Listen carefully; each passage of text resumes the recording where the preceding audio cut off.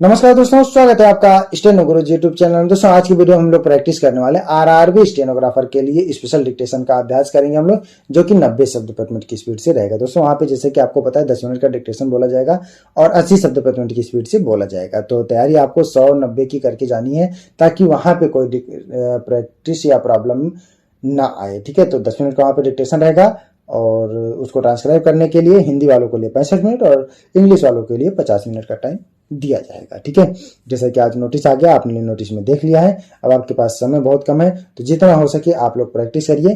ठीक है, अपनी रनिंग स्पीड बढ़ाइए और ट्रांसक्राइब जरूर करिए। ट्रांसक्राइब करते समय देखिए कहाँ पे गलती कर रहे हैं, किस टाइप की त्रुटि कर रहे हैं, उस त्रुटि को सुधारिए। खास करके सर्वनाम की गलती जरूर सुधारिएगा। इससे बहुत सारी गलतियां हो जाती है जो हमें पता नहीं होता और लास्ट में रिजल्ट आता है तो हमें तो लगता है कि हमने बहुत अच्छा करके आया, लास्ट में रिजल्ट में निराशा हाथ ना लगे। इससे अच्छा है कि सर्वनाम आप लोग सुधारिए, क्योंकि बड़े शब्द कम गलती होते, बड़े शब्द तो याद रह जाते हैं। सर्वनाम में ज्यादातर कंफ्यूजन होने की वजह से गलती हो जाती है, तो इसको ध्यान में रखिएगा। फिलहाल हम लोग डिक्टेशन की ओर प्रैक्टिस करते हैं और इसका पीडीएफ आपको हमारे टेलीग्राम पर मिल जाएगा। टेलीग्राम से अगर टेलीग्राम से आप नहीं जुड़े हैं तो आप गूगल प्ले स्टोर से टेलीग्राम इंस्टॉल करिएगा, नहीं तो वीडियो के डिस्क्रिप्शन में भी लिंक दिया गया है। वहां से इंस्टॉल करने के बाद उसमें स्टेनो गुरुजी सर्च करेंगे तो भी आप हमारे ग्रुप से जुड़ पाएंगे। ठीक है, पीडीएफ से मैच करा के जरूर बताना कितनी मिस्टेक हो रही है। तो ज्यादा समय न लेते हुए चलिए स्टार्ट करते हैं, बाकी जानकारी हम लोग देते रहेंगे।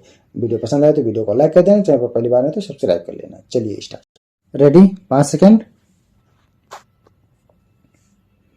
स्टार्ट। महोदय, कहा गया है कि समाजवाद की तरफ देश प्रगति कर रहा है, लेकिन रेलवे में जो हो रहा है उसे आप देख रहे हैं।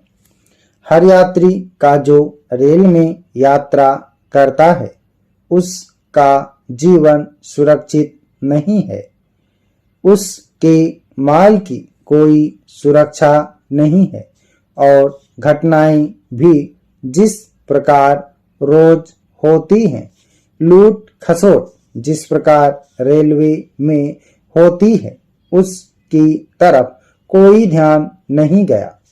मैं समझता हूँ अब समय आ गया है कि रेलवे को इस निकम्मेपन के लिए यात्रियों पर जो असुविधा हो रही है, उनका सामान जो लूट लिया जाता है, सोते हुए उनका सामान लेकर कोई उतर जाता है, कोई सज्जन जा रहा है तो उनकी घड़ी रेलवे में ही छीन ली जाती है, तो इसके लिए क्षतिपूर्ति की व्यवस्था करनी चाहिए और यह व्यवस्था कर में वृद्धि करके नहीं होनी चाहिए, बल्कि सरकार रेलवे प्रशासन में कमी करे।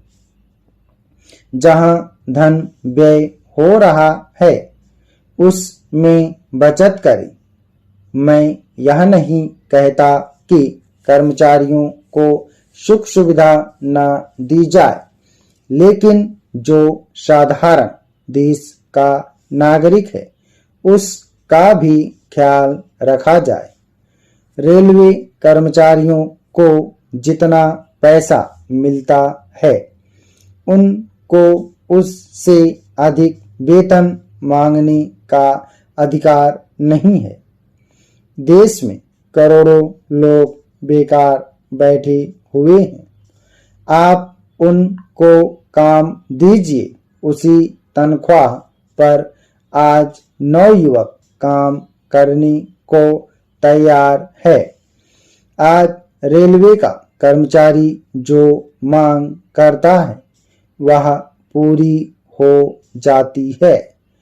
उसको सुख सुविधा मिले, उसकी संतानों को रेलवे में नौकरी दी जाए, परंतु मैं कहता हूं कि भारत के करोड़ों निवासी जो रेलवे में काम नहीं करते, आखिर उनकी संतान कहाँ जाएगी, उनको नौकरी कहाँ मिलेगी।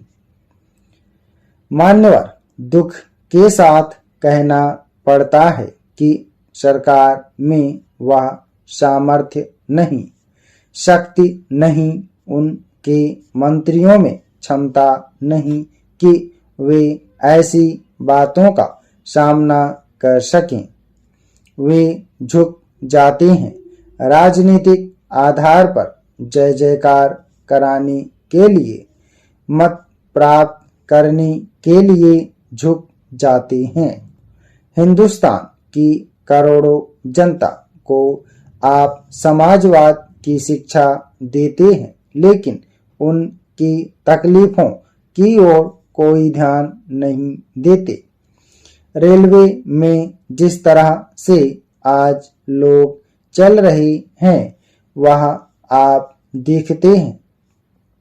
बोरे की तरह वे लदे रहते हैं, लेकिन रेलवे के मंत्री और कांग्रेस के बड़े बड़े लीडर वातानुकूलित गाड़ी में चलते हैं।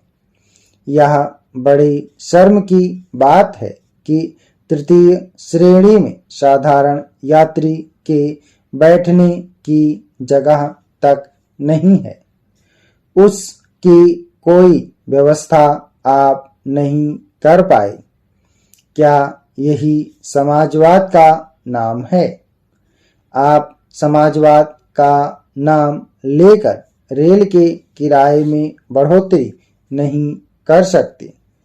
आपको इसका कोई नैतिक अधिकार नहीं है, जबकि रोज बरोज दुर्घटनाएं हो रही हैं और कर्मचारियों पर कोई रोक नहीं है। आए दिन हमारे वामपंथी नेता जो समाजवाद का नाम लेते हैं, रेलवे बोर्ड की निंदा कर रहे हैं। मैं पूछना चाहता हूं, आखिर इसमें कौन बैठा है? उसी के कर्मचारी हैं, रेल भवन बनाए बैठे हैं। महोदय, जो अंतिम बात मैं कहना चाहता हूं वह यह है कि जो काला धन इस समय हमारे देश के अंदर है, उसका खात्मा हमारे कामों से नहीं हो सकता है। इसके संबंध में बहुत से लोगों ने सुझाव दिए हैं कि अगर इस काले धन को समाप्त करना है तो सरकार को देश में डीमोनेटाइजेशन करना चाहिए। मैं समझता हूं कि सरकार को इस संबंध में कोई कारगर कदम उठाना चाहिए। डीमोनेटाइजेशन से इस बीमारी को, काले धन की बीमारी को दूर नहीं किया जा सकता और इससे कम में यह चीज दूर होने वाली नहीं। आज देश के अंदर जो महंगाई है, आज देश के अंदर योजना के संबंध में जो खतरा पैदा हो गया है, हमारी मूल्य नियंत्रण संबंधी जो नीति है वह असफल होने जा रही है।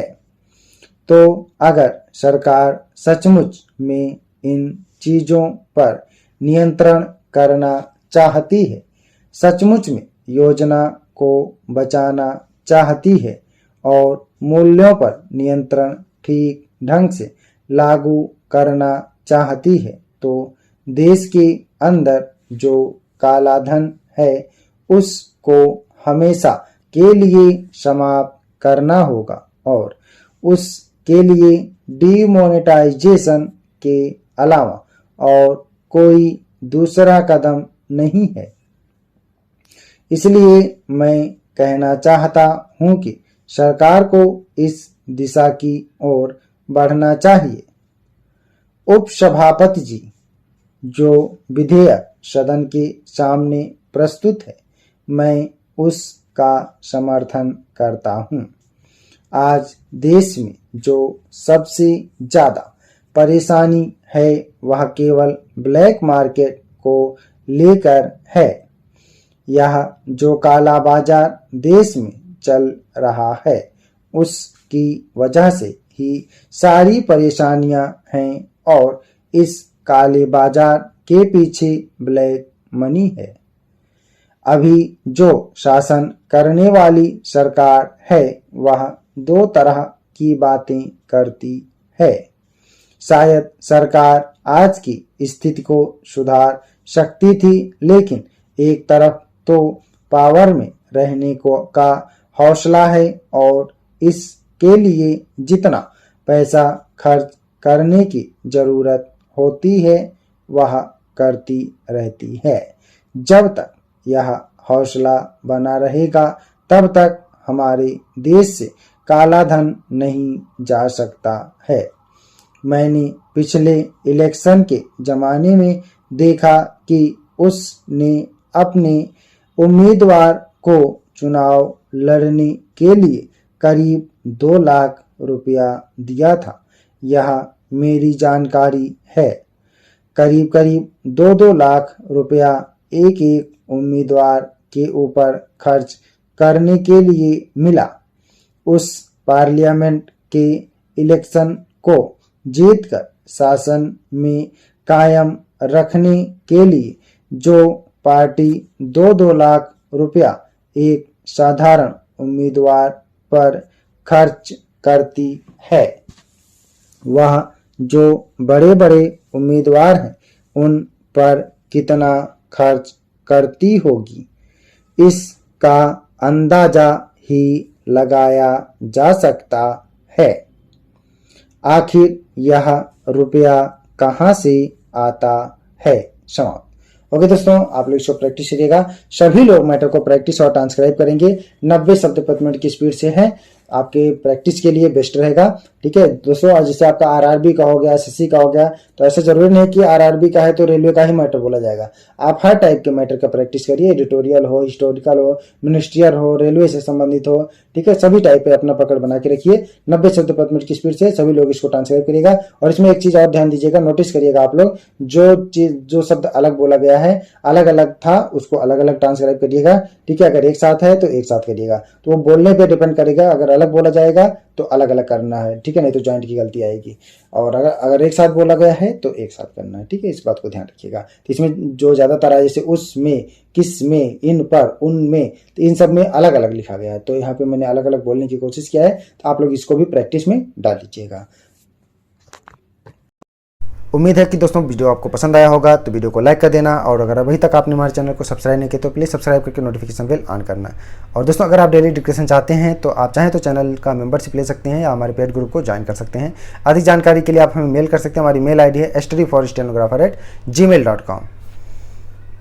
अपना बहुमूल्य सुझाव हमें कमेंट बॉक्स में जरूर देना। वीडियो को पूरा देखने के लिए बहुत बहुत धन्यवाद। Thanks for watching. जय हिंद, जय भारत।